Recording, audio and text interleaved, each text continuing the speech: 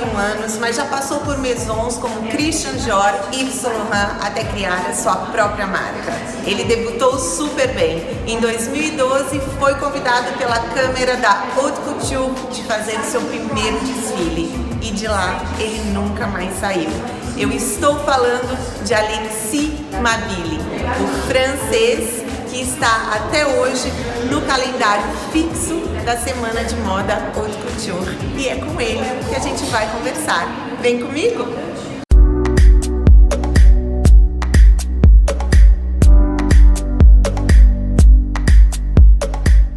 Olá, fashionistas! Estou aqui sendo recebida, sabe aonde? Na sala da Haute Couture, chez Alexis Mabille. Alexis, merci beaucoup de me recevoir, le public aussi brésilien qui va nous écouter. Et alors, maintenant, qu'est-ce qu'on veut savoir? Raconte-moi tout. Qu'est-ce qu'on veut savoir? Plein de choses. Hein. Alors ici, c'est un lieu un peu secret où les gens n'ont pas tellement accès normalement, puisqu'on reçoit que nos clientes de haute couture dans ce salon sur rendez-vous. Et du coup, c'est là où c'est un peu comme un grand dressing, une grande garde-robe avec des tissus, des grandes robes, des petites robes, des chemises, des pantalons, etc. Et on essaye plein de choses. Et c'est plutôt comme une banque de données en fait pour les clientes qui viennent et pour qui je dessine à chaque fois un dessin spécifique. D'accord. La première fois que j'ai entendu parler du vœu, c'était pour les mariés, les robes du marié. Ouais, alors c'est vrai qu'on fait beaucoup de robes de mariée en haute couture, aussi en prêt-à-porter d'ailleurs, avec une approche un peu différente pour une clientèle qui est plus jeune et qui n'a pas forcément les moyens malheureusement de s'habiller en haute couture. Mais bien évidemment, beaucoup de clients viennent en haute couture pour des événements exceptionnels. Donc pour un mariage ou pour des fiançailles, etc. Donc c'est vrai qu'on fait énormément de vêtements de cérémonie en sur-mesure.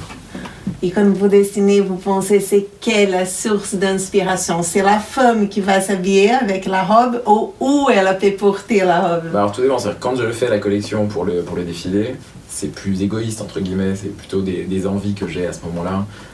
Et puis aussi avec tout le passé qu'on a déjà dans les collections avant pour faire des choses différentes aussi, et puis reprendre certains codes, mais qui aussi est inspiré par différents types de femmes, bien évidemment. Et ensuite, que je côtoie, qui sont des amis, ou des acteurs, ou des comédiennes, des chanteuses avec qui on travaille beaucoup régulièrement. Et ensuite, quand je suis avec une cliente, forcément, c'est un travail qui est beaucoup plus intime, parce que chaque cliente vient pour des raisons différentes. Soit elles veulent le modèle du show et c'est facile pour elles parce qu'elles peuvent rentrer dedans facilement, etc. Soit autrement, on travaille en couture une silhouette pour comme remodeler un corps aussi, c'est de l'architecture.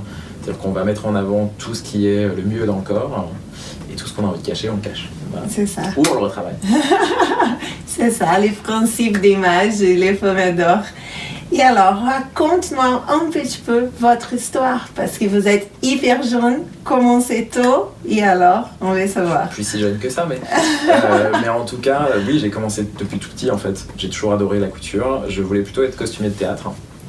Mais avec le temps et à cette époque-là, je trouvais un peu ennuyeux le costume de théâtre, parce que les productions étaient très classiques. Et dès que j'étais pas à l'école, je faisais des stages à droite à gauche chez des costumiers à Lyon, parce que je suis lyonnais. Et j'ai commencé à faire des vêtements pour des gens à droite à gauche. Et je me suis dit, là c'est beaucoup plus libre, en tout cas en termes d'expression. Et j'ai décidé de faire ça. Donc j'ai commencé assez naturellement à faire des vêtements pour des gens en province. Et après de me dire, il faut que j'ai fini mes études, aller faire une école de mode à Paris pour le principe.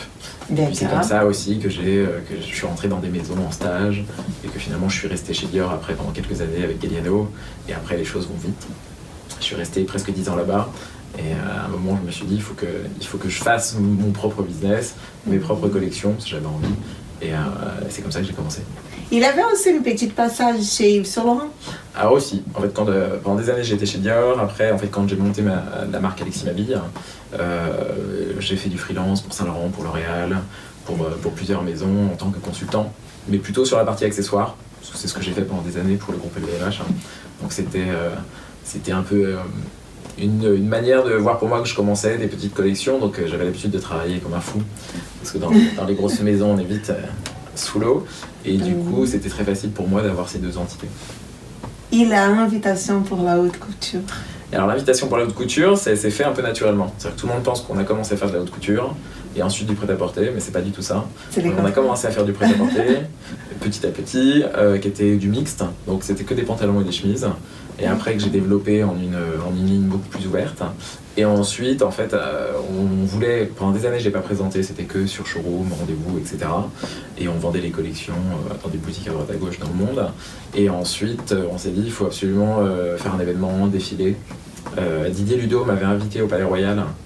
Avant, il faisait chaque saison une espèce d'invitation de jeune designer qui présentait dans sa galerie à la presse pendant la Fashion Week. On a fait un événement ensemble. Et à ce moment-là, ça a été un peu le déclic où j'ai eu envie de défiler. Du coup, la fédération nous a poussé à défiler pendant la haute couture pour avoir un focus plus important à l'époque. Et à partir de là, tout le monde a cru qu'on faisait de la haute couture, mais c'était du prêt-à-porter. Et du coup, naturellement, les clientes sont venues à nous et on a commencé à faire de la vraie couture comme ça. Et il y a un moment où on s'est dit il faut splitter les deux et vraiment séparer le prêt-à-porter de la haute couture. Mais la haute couture est un peu venue à moi toute seule, donc c'est assez intéressant. Et alors, il y a une préférence entre les prêt-à-porter et haute couture? Non, c'est différent en termes de travail d'atelier, parce que sur une robe de haute couture, on peut passer 2 mois, c'est pas un problème. En prêt-à-porter, si on passe 2 mois sur une robe, c'est invendable. Et puis c'est un process semi-industriel. Par contre, du côté créatif, c'est pas si lointain. C'est finalement, c'est plus la partie technique derrière qui va décider si ça devient de la haute couture ou du prêt-à-porter. Si une robe est toute brodée, etc., c'est un peu différent. Mais sur une jolie robe simple, finalement, on peut très bien faire la même robe en haute couture. La technique, le tombé va être différent, le tissu, etc. Parce qu'on prend le temps de faire beaucoup de finitions intérieures. On peut retourner la robe, elle sera aussi belle à l'intérieur qu'à l'extérieur. En prêt-à-porter, on peut avoir le même look avec un tissu un peu moins cher, fait de manière plus ou moins industrielle, mais qui restera dans un joli état d'esprit. Donc finalement, créativement, c'est pas forcément un problème. Après, ce qui est passionnant, c'est le travail qui est fait avec l'atelier et les artisans, de possibilités de faire développer une dentelle qui coûte 600 € le mètre, ou d'utiliser une broderie qui prend 15 jours à être faite, etc. C'est plutôt... Voilà, on a des clients qui demandent ça, qui veulent être exclusifs, et qui ont surtout les moyens de pouvoir s'offrir des pièces un peu comme une collection de mobilier ou acheter un tableau. Exactement. Qu'est-ce qui sont les signes de la marque qu'on peut regarder une robe, une pièce et savoir exactement que c'est un Alors c'est plutôt un... Ce sont les codes de la marque. Bien sûr, c'est plutôt un état d'esprit. Alors après, les codes, c'est ceux du début qui forcément s'accumulent avec le temps. Donc c'est le masculin, le féminin, le côté lingerie mélangé avec parfois des choses plus construites. Tout ce qui est le nœud, bien évidemment, parce que ça a été un accessoire que j'ai développé au début et qui est vraiment resté dans l'ADN de la marque. Mais c'est aussi un espèce d'état d'esprit de grand classique. C'est plutôt un classicisme qui est revu et corrigé au goût d'aujourd'hui. Donc c'est parfois plus sensible qu'un code où on se dit tiens, ça c'est un code. C'est plus un ressenti en fait d'un certain type de vêtements ou d'une certaine élégance que parfois on considère comme ringard aujourd'hui. Mais moi je trouve ça... moi je suis très content de travailler dans ce sens-là, avec cette idée de se dire que les femmes doivent être belles et qu'on est là pour les mettre en valeur. Et on adore ça. Je pense que les gens aiment ça. Et les femmes aiment plaire, de toute manière, c'est un jeu de séduction. Quand on achète une pièce un peu importante et qu'on prend le temps de faire des essayages, etc., c'est pour se sentir le mieux et être au top du top. Donc forcément, il y a un relationnel très sensible avec les clientes qu'on a en haute couture. Quand on pense en haute couture, on pense toujours à des belles robes, des red carpets. Mais il y a aussi la haute couture pour un pantalon, une belle chemise. En fait, on peut tout faire. C'est une question technique. Vous savez qu'on vend beaucoup de robes du soir parce que beaucoup de gens aujourd'hui ont cette idée que comme ils investissent, ils veulent que ce soit extraordinaire. Mais j'ai des clientes à qui je fais juste un costume, des smokings ou des pantalons en flanelle. Mais en fait, par contre, techniquement, c'est increvable. C'est-à-dire que le pantalon a la doublure en soie. Techniquement, il y a énormément de petits points à l'intérieur qui font que ça ne se déformera pas. Le zip est cousu d'une certaine manière. Enfin, c'est des détails où en fait, il n'y a qu'elle qui le sait. Oui. Et nous. Mais c'est un luxe de pouvoir avoir justement ces petits détails et ces heures de travail qui font que le vêtement n'aura pas d'époque et sera comme une veste, on peut la porter après pendant 10 ans et elle sera pas abîmée. C'est une œuvre d'art. Alors, c'est quel votre rêve de voir votre robe où il est déjà apparu à quelque part? C'est une fête, un pays? Alors, la clientèle est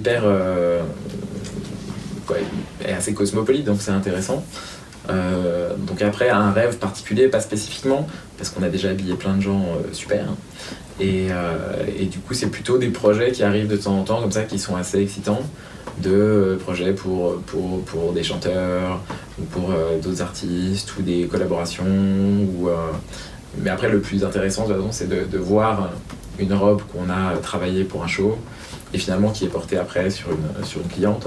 Parce que la réalité est là, finalement, c'est que c'est des robes qui sont faites pour être vendues et portées. Et c'est aussi chouette de voir des clientes le porter et de complètement incarner le vêtement avec leur état d'esprit aussi.